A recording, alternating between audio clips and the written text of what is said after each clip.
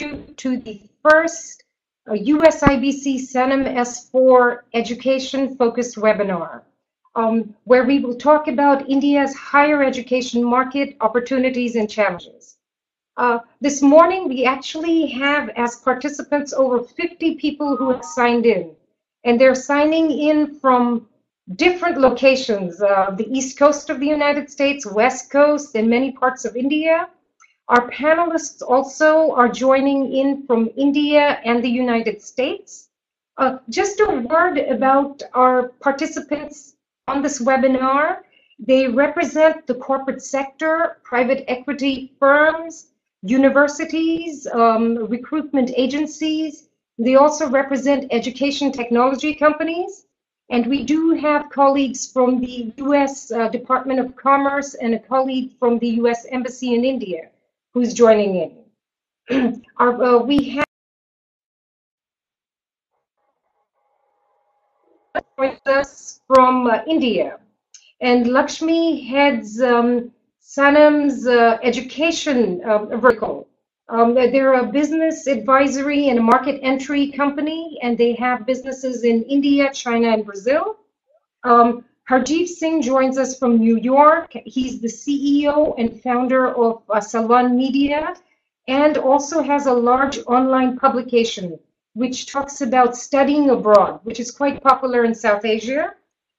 Steve Boyd joins us from Connecticut. Good morning, Steve. He's the director of admissions and has over 12 years experience on domestic and international admissions and hands-on experience with India. He's seen the challenges and the opportunities that are emerging. And the fourth panelist is my colleague, Jason Starr, joining in from New York, where he leads with Gaurav Verma, USIBC's initiatives on infrastructure, digital economy, financial services, and our interaction with our board members. Now, participants who are signing in on have a choice of asking questions in this webinar where they can type in the questions in what's called a chat window. And at the end of this webinar, if we have time, we will certainly answer most of the questions. And if not, you can individually email us those questions. So just getting back into the topic, on May 2014, Prime Minister Modi took office in India, and he energized the education and skill building space. And he has announced several reform initiatives, which include Make in India, a vision to make India a manufacturing hub, Digital in India, where he wants India to compete in the digital economy globally, smart city initiatives, where Government of India wants to invite infrastructure companies, universities, hospitals, etc., to bring world-class institutes into the country, and programs of financial inclusion, where middle to lower income groups can also have bank accounts, insurance, healthcare, and access to community colleges and vocational training. So our panelists will touch broadly on these areas, and they will also touch upon whether this goal by the Modi government is a very ambitious goal, or is it a deliverable goal? And as India doesn't have the resources to keep endlessly putting money in the education sector, will the policy announcements and regulations, will they be able to attract foreign investment in India in the education space? So with this, Lakshmi, I hand the panel over to you for your presentation and comments.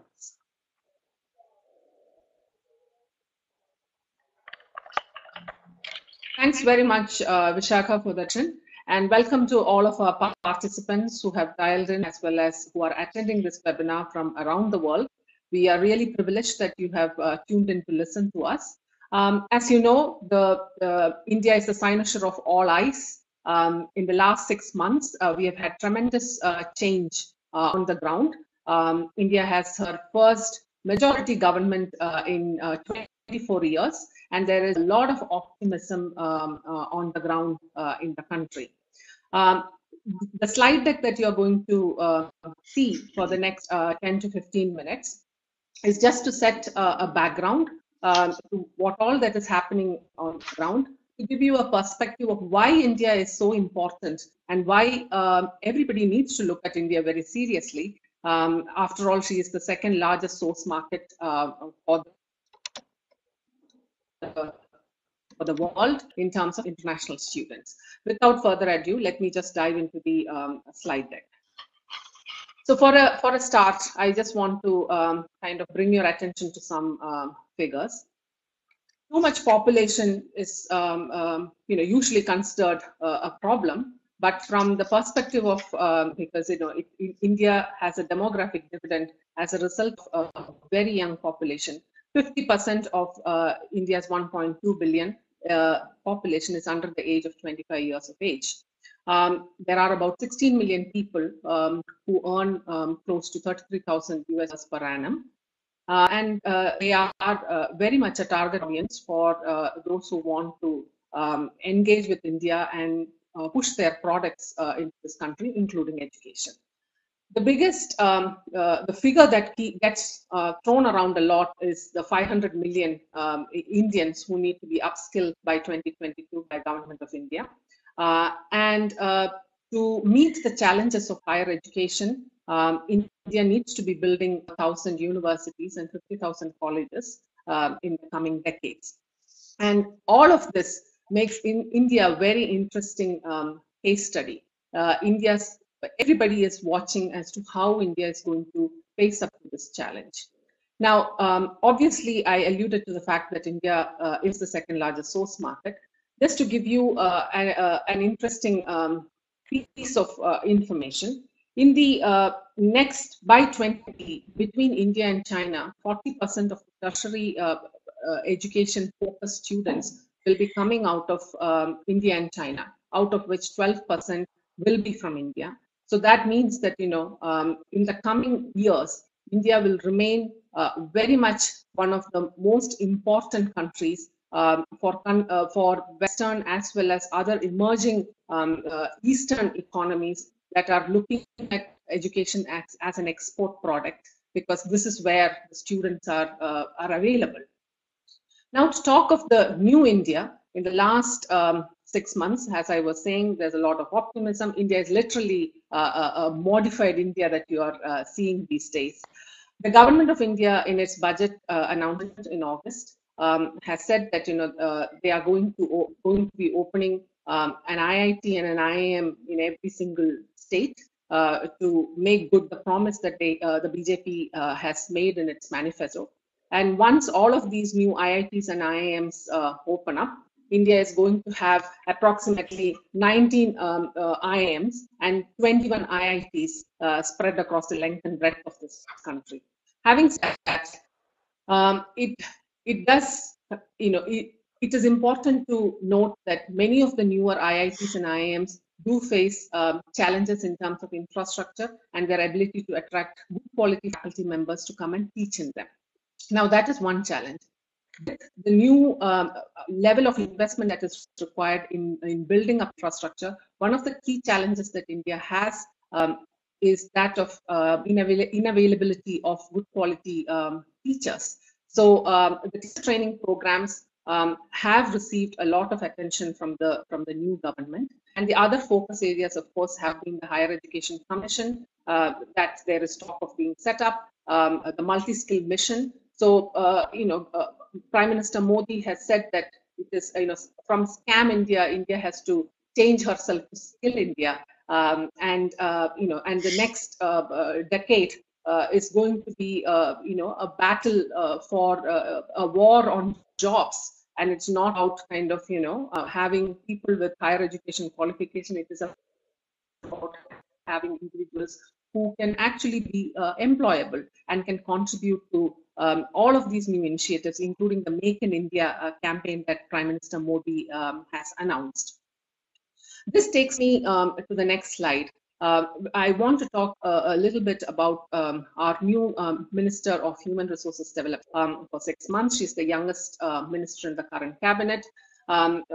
parking aside a lot of controversies that have cropped up in the recent months about Smriti Irani, she is someone who has been quite forward-looking in terms of her announcements. Deregulation is the new mantra within MHRD. And there is also a new education policy that is very much on the anvil. And for the first time, there is going to be a public consultation, which is due in early 2015. India has also, in the recent past, announced her own MOOC platform, which is called SWAYAM, and a national e-library. Now, the elephant in the room, the million-dollar question, is about the Foreign Education Providers Bill. One of the things to note is that one of the key bills, which also forms a part of the series of bills around foreign education, which is the Higher Education and Research Bill, it has been withdrawn already by the Cabinet. So the future of this bill, which has resulted in a lot of discussions and debate in several institutions and in foreign governments, it's, all of us are waiting to see what is going to come of this bill. And we do expect to have some amount of clarity in early 2015. At this point in time, nobody knows what is going to happen. But the early indications are quite good. It is a forward-looking government. It is a government that seems to be quite realistic with respect to the challenges that India is facing in the higher ed. India cannot move forward without taking help from others who have been on this journey before us.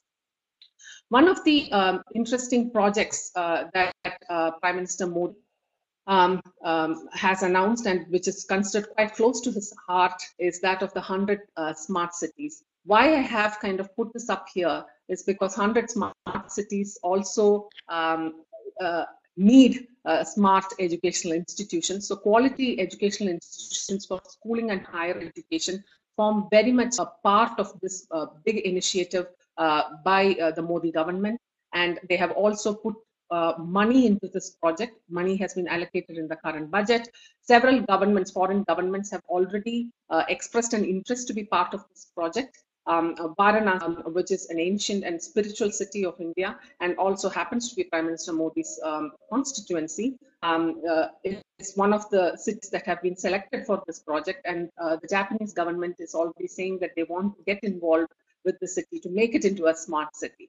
So this agenda is to be watched out for, because there can be scope for foreign institutions to participate and contribute to this project. That takes me to the next slide, which is about the study of market, which is of a lot of interest to a large number of foreign institutional providers. India is of course the fastest growing source of postgraduate students. It's not yet a big undergraduate market, but definitely it is one of the largest postgraduate markets. And this trend is going to continue for at least the next couple of decades, as more and more of our young Indians come into that age where they need to get into higher education. Now, if you look at the current infrastructure that we have in the higher education space, the expansion has happened in the last decade in the private sector. The unfortunate thing is the private sector still, many institutions in the private sector feel that they're treated as children of a lesser god, for the very fact that many of them are quite self-reliant. They have to go out and find their own sources of income. And that has also resulted in them being very hungry to make sure that they are apart from the institutions around, because they have to come to survive. Which tells, and this has also shown us that a lot of collaborative initiatives and research linkages that have happened in the recent past in India, they've all been initiated more or less in the private sector.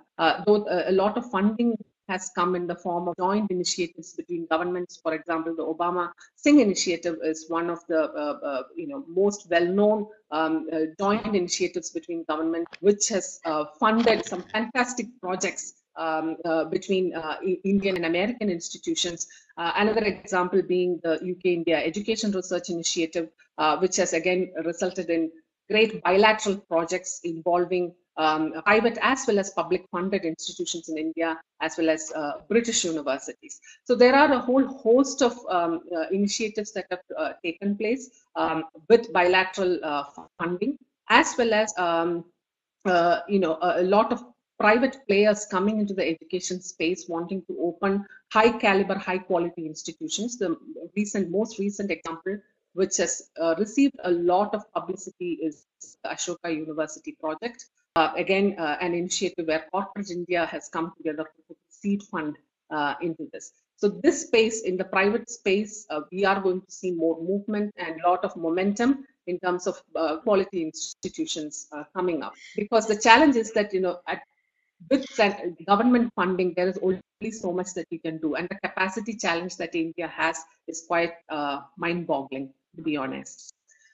Then in terms of, institutions who are looking to recruit from India, I'm not going to go into the details of this slide deck. It is for anybody can read through that. But one thing that I would definitely want to mention is that if you up India as one single homogeneous market, you are in for a shock. India changes every 100 kilometers or so, and so many states. We are now at 29 states. In the latest state that has been carved out is Telangana out of Andhra Pradesh, and I keep calling Andhra Pradesh and Telangana the sibling states.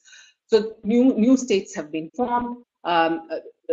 India is very, very heterogeneous in her preferences and as well as quality. It is also a very late market. So institutions that are wanting to engage with India need to be very well aware of these challenges on the ground. Having said that, we do see foreign university engagements, foreign institutional engagements in India in the recruitment space, in the research collaboration area, forming partnerships, whether it is blended learning models or twinning programs, as well as corporate training. Recently, we have seen a lot of press coverage for the corporate training module that created between Stanford and Infosys. So there are these examples that are happening. I do feel that at this stage, they are very few. There is definitely scope for more and more of these happening. And if we continue to have a stable government and, in the next half years, we are only going to come in this area. The next point that I want to touch upon is that of digital generation. India will have over 100 million Facebook users by the end of 2014. This means that whosoever, whether it is corporate India or academic institutions who want to invest in the Indian market, they have to be in the digital space. 1 in 10 are mobile internet users. 1 in 6 in India are currently covered by the internet. There is, and that is only going to grow. We have sort of bypassed a lot of growth paths. So from a normal mobile phone, we just graduated into a smartphone, and everybody is accessing internet on the smartphone, even if they don't have a computer at home. So these are certain nuances of this market that institutions that engage with India need to be aware of. And, there are many institutions that do have in-country teams. And why do they consider having in-country teams? Because the old model used to be, if you want to engage with India, you fly in and out, and you meet whosoever you want to meet, maybe probably come out to India once in twice in a year, and that's it. And there your engagement ended.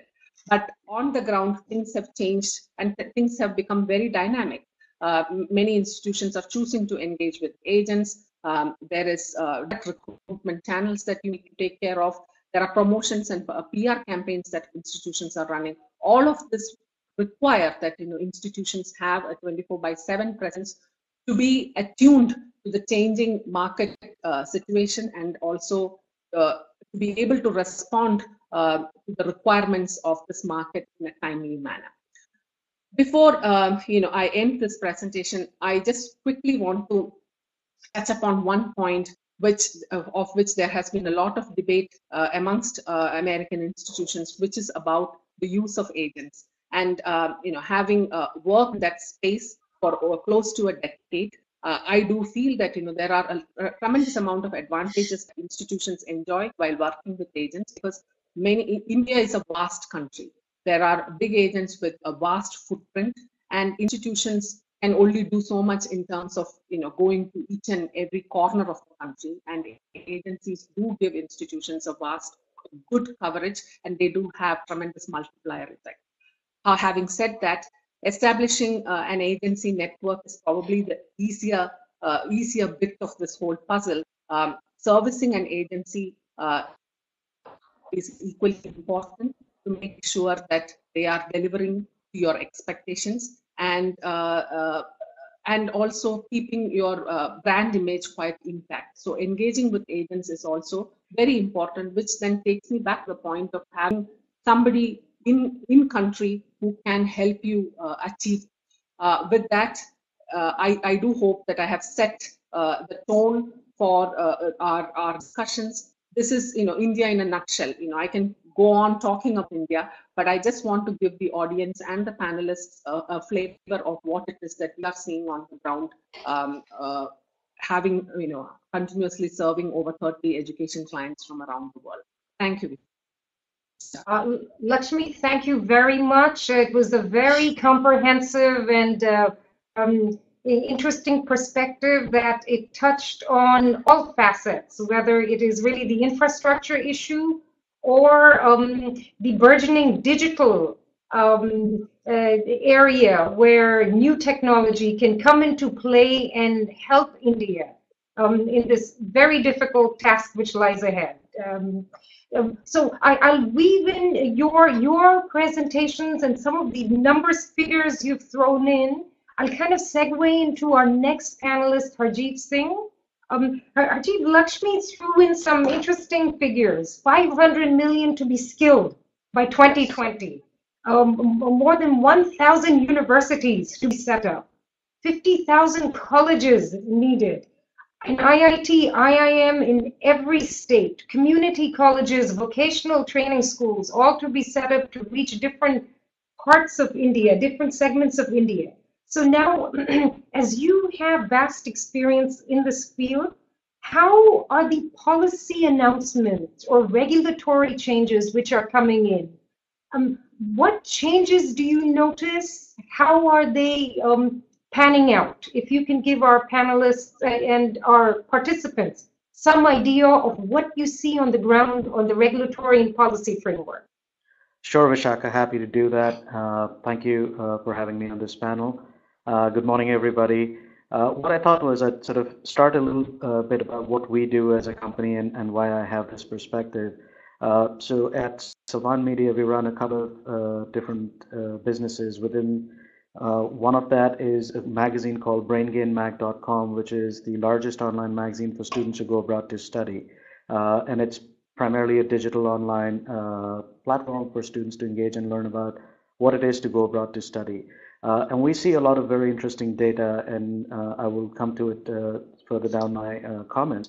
And secondly, we also run an annual conference, which we do in partnership with the U.S. India Business Council, called One Globe, which really looks at how do you build a 21st century knowledge economy in India and South Asia. And through that, we engage a lot with policymakers, government ministers, sort of the thought leaders from academia, business, and also the nonprofit sector from both India and around the world. And that gives us some very good insight into what's sort of the mindset within the government, but also what's happening in terms of external players like yourselves who are on this webinar to look at India and sort of where the opportunities lie. And our next edition of the conference is February 6th and 7th in New Delhi, which is the 4th year that we do the conference. Coming to my specific comments to answer Vishaka's points, what I did was I sort of, I'm going to frame them in two segments. One is talk a little bit about the policy and the regulatory environment and where we see the changes. And secondly, more specifically to higher education and sort of where some of you might see opportunities in the current scenario. To start off, I think for those of you who have engaged in India in the last 4 or 5 years, it was pretty self-evident that the country had lost its groove from a policy perspective. The election of this new government back in May has really started to bring back some of the focus that was really required and was essential to make sure that India gets its act together in a very important segment, which is both higher education and skills.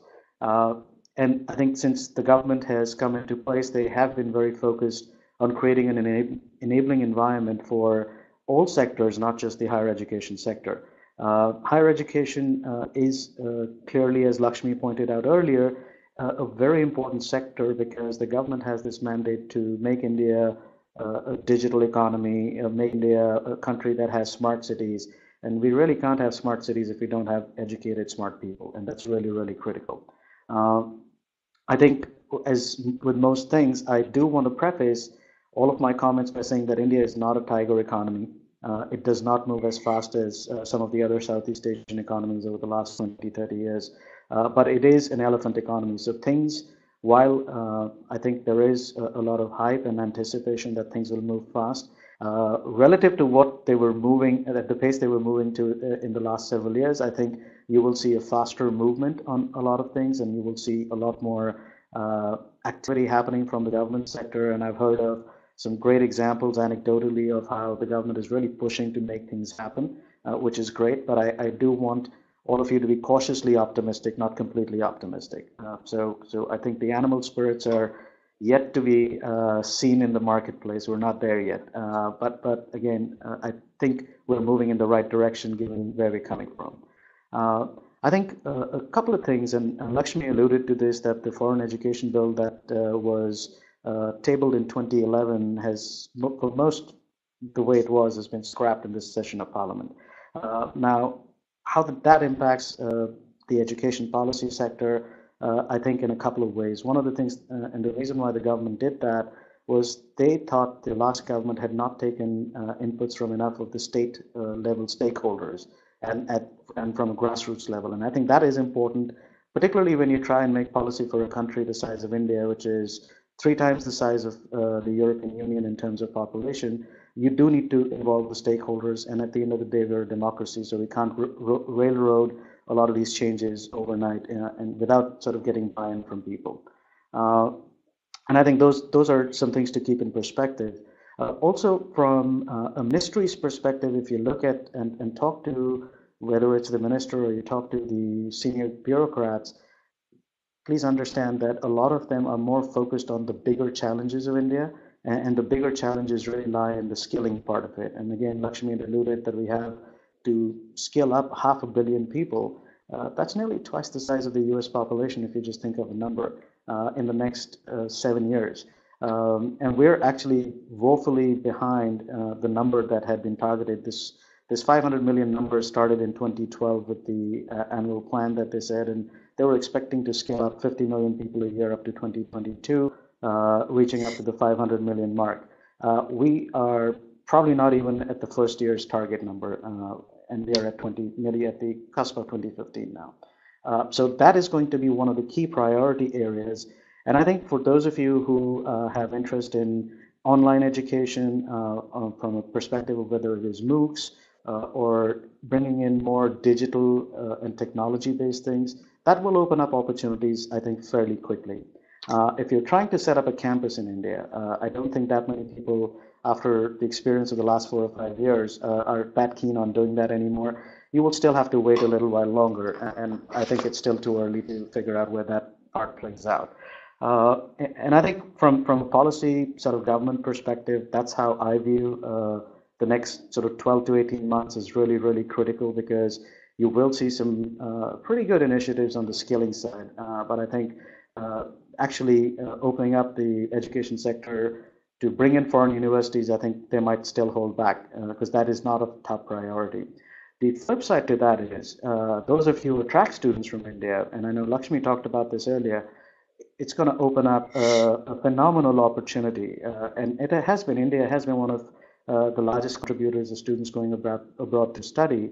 And I think there are certain drivers, and I'll kind of switch into more of the higher education side of my comments. I think there are certain drivers that are going to enable that. And traditionally, India has always sent more graduate students to study abroad, and that's about 70%, and the US tends to be the largest market where they go abroad to study. From our own data at our magazine, we get, and I've seen, we launched about 4 years ago, and we have quadrupled the number of visitors to our website in 4 years. We used to get 1.5 million the first year. Now we crossed 7 million this year. And I see that number expand really rapidly as the penetration of the internet also expands in India. And I think one of the key things to remember is as more and more students have information about the opportunities of studying abroad and going to various parts of the world, you will also see, and this is a thing that I've actually gone out on a limb and said, you will see more people at the undergraduate level going out to study abroad than the graduate number in the next 5 years.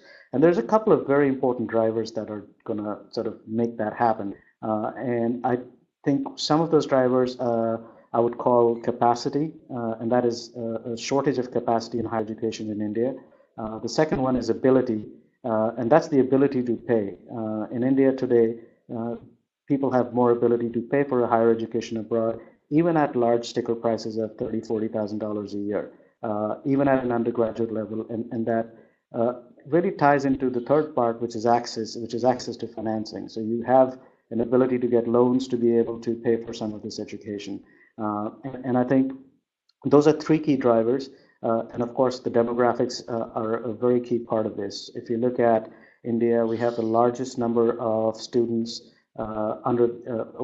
people under the age of 25 in the world. About 54% of our population is under the age of 25. Of that, if you look at just the higher education sector, we have about 30 million people enrolled in the higher education sector in India. And this is with a gross enrollment ratio of about 20%, and which is going to go up to 30% in the next 3 to 4 years as the government is really pushing to take that up. But the challenge lies is if we do not build capacity, and universities are not built in a year or in 2 years, sometimes they take decades, and as you know, a lot of universities have been around for centuries. And so I do not believe India has the capacity to take in the sheer number of people coming in at the undergraduate level, just purely driven by demographics. And you will, particularly institutions that are offering courses abroad for study abroad, will see a huge opportunity in that in the next 5 to 10 years. And India will probably, if not come close to China, maybe even overtake China, as China also has a demographic slowdown, as most of you probably see. So those are just some of the trends. I think if you're looking to recruit students from India, the traditional areas that people often focused on was to go to Delhi, Mumbai, Bangalore, Hyderabad. Do not ignore the tier 2 and 3 cities. If you look at places like Surat, which is the largest diamond cutting center in the world, there's a lot of money there, but they don't have that many great schools, particularly for higher education. So there's a good chance students from there will go abroad to study, given that they all come from fairly sizable business families. Places like Aurangabad, which is a very big manufacturing sector. You look at places like Ludhiana, which has more Mercedes per capita than any other city in the world. And these are cities most of you probably have not heard of or have not come across in your day-to-day interactions. And it's important to understand what are the ways for you to reach some of these places. And I think there was a recent study that the Hindustan Times had done about students and how they access and get information about making choices on education and higher education particularly. And they saw that 93% of students access the internet to gain information. And of that 93%, 73% actually go on the mobile to do that. And this has to do with more internet availability in the country and how people get online. And that tends to be more on mobile and smartphones than it is directly on a laptop or a computer, which has been the case if you look at the US or other parts of the more developed world. I think there is a phenomenal opportunity in the next 5 to 10 years. If you look at the higher education sector, there are some parts that are going to be earlier, and there are some parts that are going to sort of kick in later. And I think the study abroad angle is something where you will see a lot of students go abroad to study in the next 5 to 10 years. That's it from my end. I'm happy to take questions and answer those for you. Thank you. Thank you, Harjeev. Very informative comments on the regulatory, political level play on the foreign providers bill, and that the opportunity lies really in the 12 to 18 month segment for MOOCs, digital economy, and for U.S. Universities to be ready that a large young population of Indians will continue to look to United States and other countries to scale up in their education and research initiatives. And as India expands in its middle market and lower income market to absorb community colleges and vocational training. So it is very encouraging from what we are hearing from Lakshmi's presentation and to yours. Now I'll move on to Steve. Steve, you have knowledge of India before this government came, so you do know the challenges you had to face, and now yet you are confident and encouraged by these new announcements. So we'd love to hear your thoughts on the Indian higher education landscape. Well, thank you very much for inviting me on the panel and giving me the opportunity to share a few comments from the perspective of a university, like many in the U.S., that are actively visiting India, recruiting students from India for the last number of years. University of Bridgeport is a smaller institution, but we have been a pioneer in relationships with Indian students even from the decade of the 1950s and 60s. Our president met with government officials in India many years ago, and so we began a flow of Indian students to our campus 30, 40, 50 years ago. But the landscape in India is changing.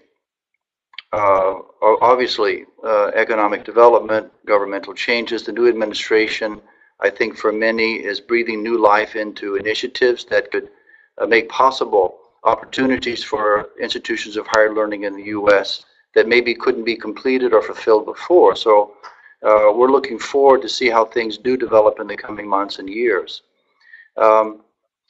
As an institution looking for Indian students to come to campus, which are an important component of our international student population, historically we have gone to India meeting with students in many very traditional ways.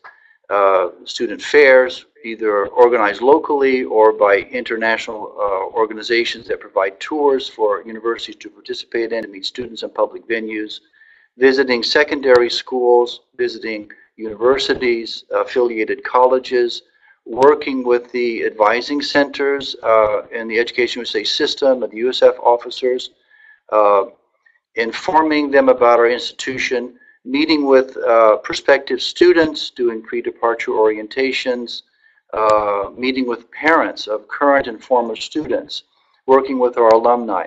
These are all traditional channels that we have used to great success in the past years. With the growth of the technology in India, today we find that students are much more well equipped to inform themselves directly about an institution. So a presence on the internet is very important, having good information out there, working with the social media outlets and channels, and being present, participating in their conversations helps us to improve the understanding of the students about our university. Years ago, when the University of Bridgeport was recruiting in India, we were one of maybe 5 to 8 universities that were actively traveling back in the 80s and the 90s to India. Today, particularly in the last decade, that landscape has changed. When in the past we would go to a public venue for a fair, we would be 20 universities there. Today there could be 200. And universities small and large, well-known and not so well-known. As a small institution, the University of Bridgeport, I think like others in our similar to us, we have to do our very best, put our very best foot forward to distinguish ourselves in the minds of the Indian students so that they understand who we are, and also they can see if our institution fits their needs and desires. So we have to do more than ever. We have to be present in the market on a more continual basis than we were in the past. So how do we do that? The obvious suggestion, I wouldn't say easy suggestion, but a clear suggestion that is often made is we'll set up a branch campus in India. Well, the regulations, the policies, have not always been clear as to how that could be done from the Indian government's point of view. And so we've been very cautious about that. But even if it were clear, as a smaller institution, that's a large investment. It requires investment of time, of training for employees, navigating the legal requirements to establish a business or educational institution in India as a branch campus. All these things make it difficult for us. Another possibility that we considered at one point was opening up a recruitment office, a permanent office, even in more than one location in India, which would be a base of operations for our counselors when they would travel abroad. And I know that many institutions have done that in India and in other countries.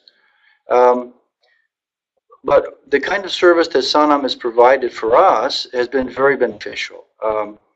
We need to understand, we need to be on the ground much more frequently than we have been in the past. We need to be in contact with students. We need to be able to communicate with them in real time, on the telephone, by Skype. And so having someone on the ground in India as an admissions counselor has been very, very helpful to us. Answering students' questions, being available to them to gather them at various locations and public venues in India in a way that we could not do when we followed our regular travel season in the past. In the past, we would go once or twice a year. Now we're in a position where we can be available more often for students, and that's to our benefit and to the students' benefit, because we're looking to bring the right kind of student to our campus. We feel a lot of optimism right now with the changes that are taking place in India. I agree that there's a greater potential now to attract undergraduate students as opposed to traditionally graduate students, which tends to have been our history here at UB. Parents are in a position now to provide the costs that are involved in an undergraduate education over a 4-year period. But also there's a greater awareness and knowledge of what it means to study abroad, to study in the U.S. Many of the parents have done that themselves. Greater information is out there. Parents now come to campus to participate in orientation with their children. They also come to graduation. Things like this didn't happen so much in the past. So we feel a lot of optimism, and we're looking to see, keep our minds open and our eyes alert so that we can seize the opportunities as they arrive and change. No, thank you, Steve. Very interesting comments from a U.S. university which has faced challenges over the years, but remains encouraged and optimistic. And with all the figures and statistics we're hearing, it seems that the Indian undergraduate student body will continue to seek admissions in universities and organizations in the United States, as well as countries such as Australia, New Zealand, Singapore, will attract a bulk of Indian student population. However, American universities would have to continue staying engaged in India. And as you rightly put, through either agents, other organizations, but they have to be seen and heard in not just the traditional cities, but second-tier cities and onwards. So thank you for sharing your experience on that. Now I would move to my colleague in New York, Jason Starr, who has been working in the education vertical for USIBC since 2010. There have been moments of disappointment. There have been moments where USIBC was prepared to do a lot more with the industry, with our companies in India, but the regulatory landscape didn't permit it. But over the past few years, we have been signing several MOUs, and now things are at a stage where we are ready to take off a couple of our education initiatives. So if Jason could share with our participants and panelists on that, it would be great. Thank you, Vishaka, for the kind introduction, and the other panelists, Lakshmi, Steve, Hajiv, wonderful presentations. Thank you. We at the U.S. India Business Council, we consider education as a natural link between the two nations. There's over 100,000 students from India have traveled to the U.S. seeking the best education and studying in U.S. universities, while the U.S. India knowledge economy is driven by U.S. companies harnessing the talent pool in India to drive their global operations. So given this relationship, we see education, particularly higher education, as a tremendous opportunity to solidify the U.S.-India knowledge partnership and opportunities for further growth.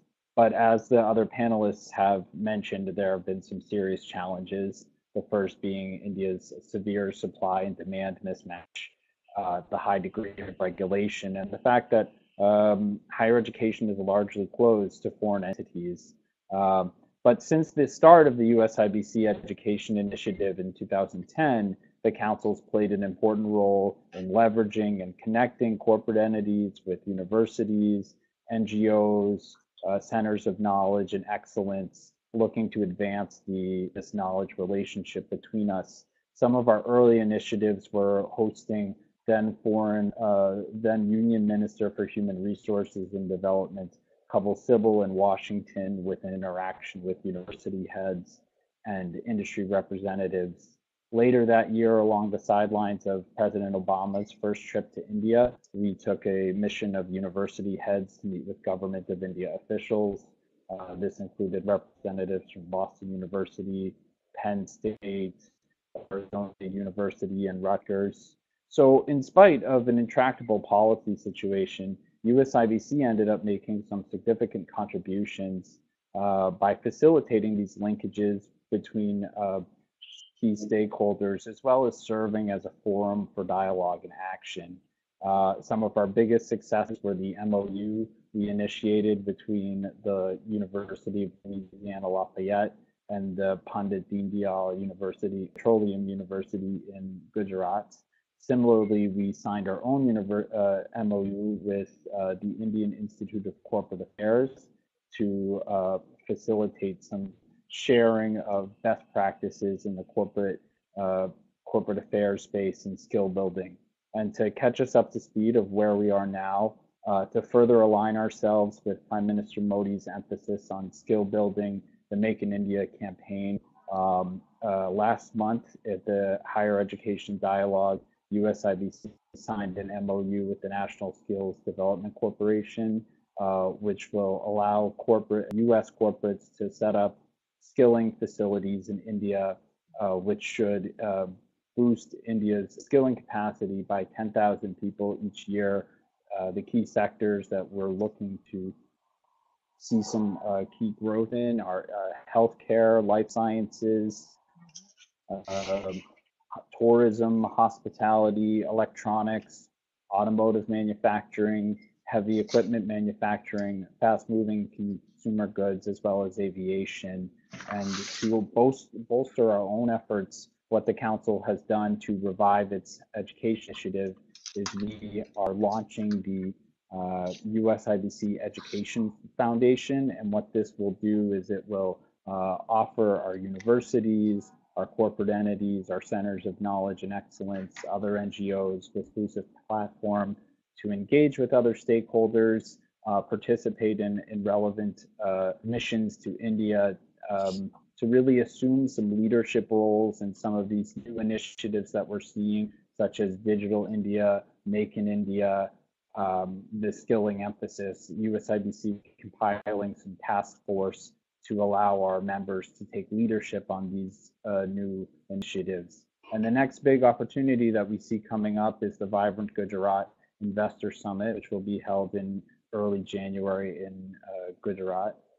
Prime Minister Modi will be inaugurating the forum, and we're gathering that education will be a critical component of the forum with opportunities for our members. And I turn it over to Vishaka, who may have a bit more insight on what's going on with that. Yeah, thank you, Jason. We are now open to taking questions from our participants. So as I mentioned earlier, when we opened up this webinar, that you can type in to a window which is called the chat window. And I already see one question coming up, so I will take this advantage. The This is from Donna Scarborough, who I have not met, but I've heard about, and I will be meeting in the near future, from George Washington University. Donna's question is, are there experiments in India with homegrown selective liberal arts colleges on the model common to the US? So this is really a Lakshmi and Harjeev question. And is there appetite for this? Will there be collaboration opportunities? So Lakshmi, can I pose this question first to you? Can you hear me, Lakshmi or Harjeev? Yes. I can. Yeah. Yeah, Lakshmi, why don't you go ahead? I can hear you. Yeah. So thank you for that. Yes, there are a lot of experiments with respect to liberal arts education in India. The most widely talked liberal arts experiment currently is the Ashoka University. And there is definitely an appetite. There is, I sometimes feel that India is looking to kind of replicate this model quite successfully in different parts. And Ashoka University has been very successful. There has been a lot of interest in the institution, wanting to have partnerships with the institution. Yes, there are collaboration opportunities as well. So I do think that we will see more and more private players getting into this field, because there is an awareness amongst corporate India about liberal arts education much more than the government space. So yes, there are opportunities in this area. Symbiosis International University in Pune is an.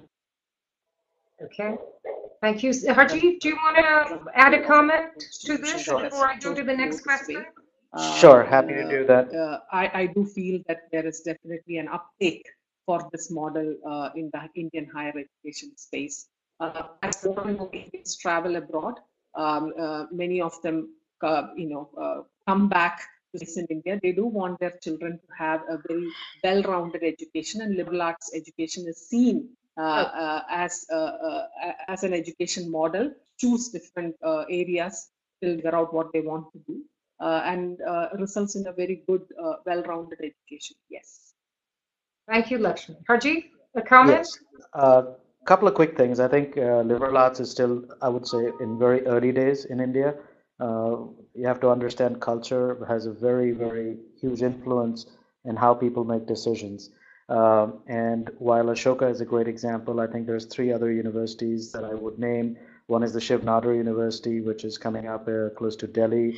The Jindal Global University, which is doing some fantastic stuff in terms of both collaborating and also focusing on liberal arts. And there's also APJ, which is a little lesser known. But again, all of them are in and around New Delhi. And one of the reasons why, and this is where culture plays an important role, is if you look at liberal arts sort of getting a foothold in India, it'll most likely be in the more urbanized cities than in sort of the tier 2, tier 3 cities, where the passion or the cultural orientation for most parents still would be to send their kids to be an engineer, a doctor, in the hard skills, rather than the liberal arts, which is still perceived, it's the more touchy-feely perception, and that it doesn't really translate into a sort of well-paying job is the perception. But I think that is slowly changing, and these universities are all fairly well-funded and great examples of universities that could be great for collaborations. And we've done work with a couple of them, Shiv Nadar and Jindal, so we know them fairly well as well. So. Okay. Thank you. Now we've got a couple of other questions, so I thought we'd take the opportunity to answer them. Stephanie Durand, who I've met in actually San Francisco from Coursera, she's asking, how do you see the role of MOOCs in India despite challenges such as focus on vocational or lack of accreditation? It's a good question. Lakshmi, back to you. We do it kind of Lakshmi, Harjeev, and maybe Steve, if he has a comment or two to add on MOOCs. Lakshmi, can you start? Yes, yeah. We recently did a paper on e-learning and the MOOCs landscape. It was a white paper for a government agency. There is awareness about MOOCs. India has got the second largest enrollment, I think, of any part of the world when it comes to MOOCs, very popular MOOCs platforms. There is also a recognition that challenges that India faces in terms of up and training its population will have to go beyond, will have to be met beyond bricks and mortar solutions. And MOOCs are the way forward. This government has put aside some money to popularize e-learning and MOOCs. But credentializing, as Stephanie has pointed out, is a big issue. More importantly, for any kind of qualification to be validated and to be accepted and recognized, industry will have to take a very important role in accepting MOOC qualifications. Only when that happens is there a way forward. And this is not a challenge that is unique to India. It is world over. MOOC is still very much at its nascent stage and a new phenomenon for a large majority of us. Only time will tell. But for India, the uptake is there.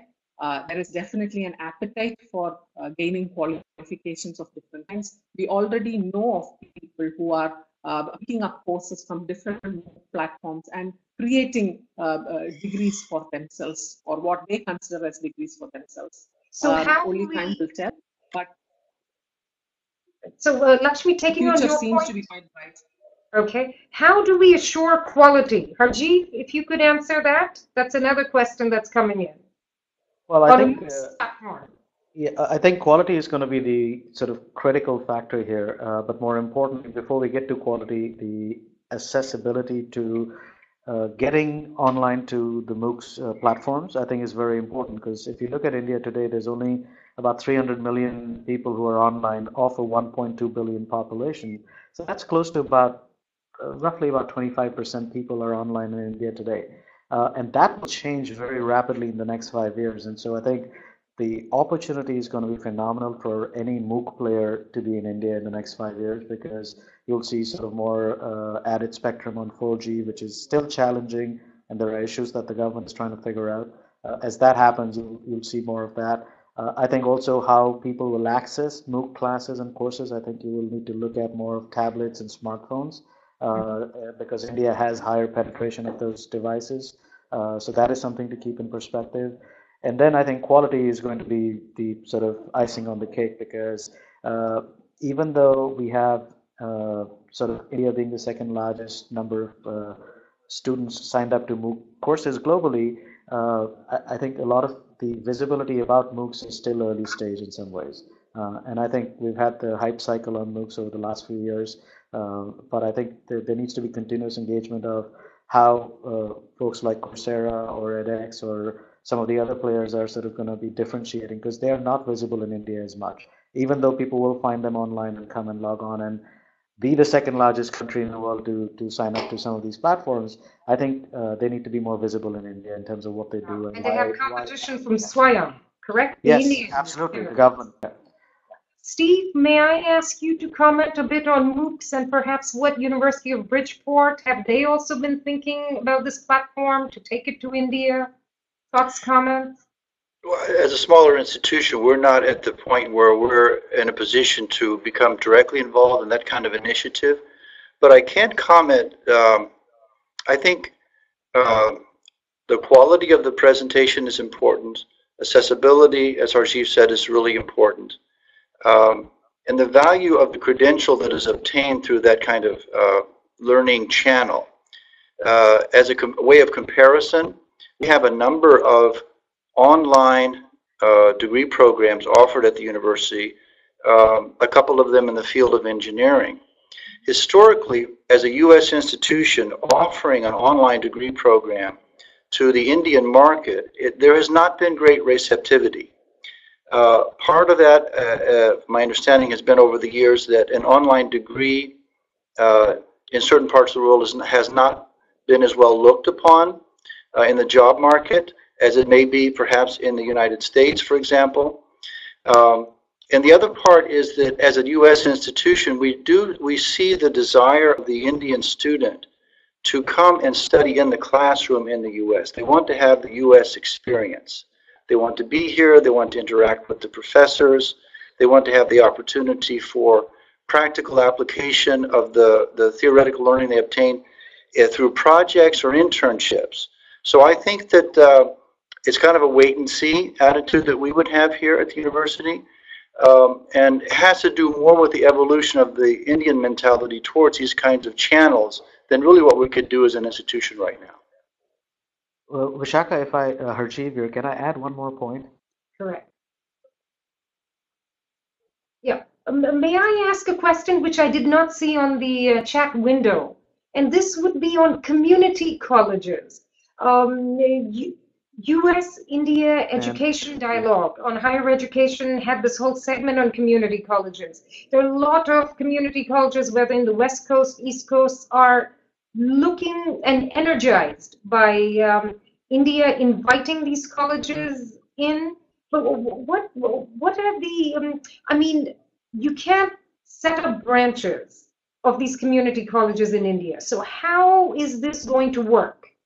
Harjeev, do you want to take this? Sure. I think because the government's focus is on skilling quite a bit, and community colleges play a direct role in skilling even in the United States, I think it's important to go in there and make people understand that the role community colleges have played in sort of really enabling sort of the U.S. to tap into building the right skill sets for its economy.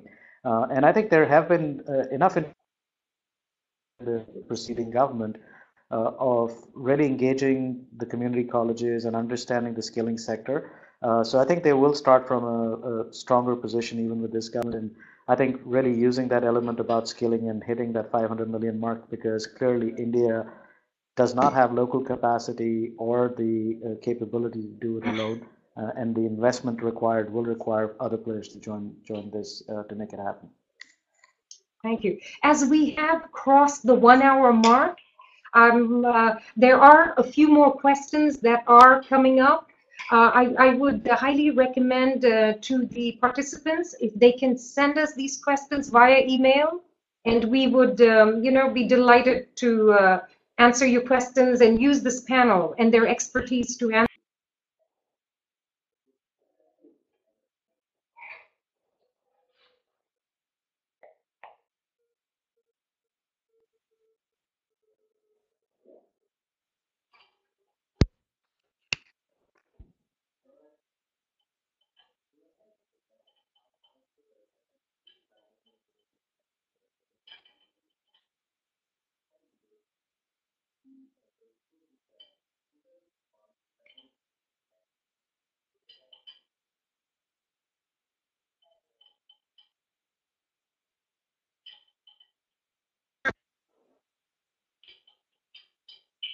Hi, Harjeev, can you hear me? Now I can. I'd lost you there for a minute.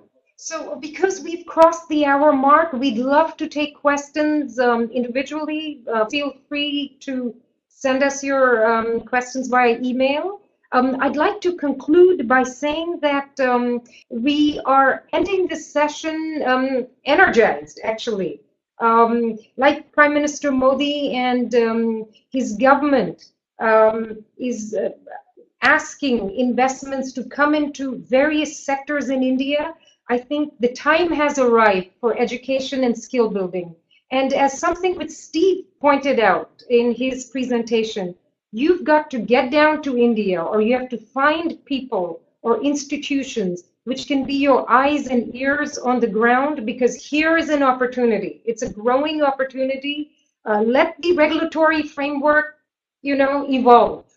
The 12-month, 18-month frame, as articulated by Harjeev, is not that long, but I think new developments would take place. Lakshmi touched on a whole expanse in education, whether it is smart cities, setting up a new infrastructure, new research organizations, to the digital explosion, where you're going to use different smart equipments, etc., to learn and to get your degrees and to enter into a job market. So we end this webinar with optimism, and then I close it by bringing in my colleague Jason and the work USIBC is doing. As Jason mentioned, please take advantage of Vibrant Gujarat. It is personally led by Prime Minister Modi, and now since he's become the Prime Minister, it becomes a pan-India investment summit, which will focus on skill building and education. And it's a place to be seen and heard. And the government of India will notice you, your seriousness in India. Please interact with USIBC. We are launching our education foundation soon, where we will be taking pieces as brought forth by Donna and other participants. And these will be discussed in a dialogue form and be put together in an actionable form. And on the US-India relationship, as the Indian ambassador here has also articulated, and the government of the United States, they have reached a new level of deepening their ties, and education has become a very important pillar now in the US-India strategic relationship. So with that, on that note, I'd like to thank our panelists and our participants for joining us in this webinar. Thank you. Thank you.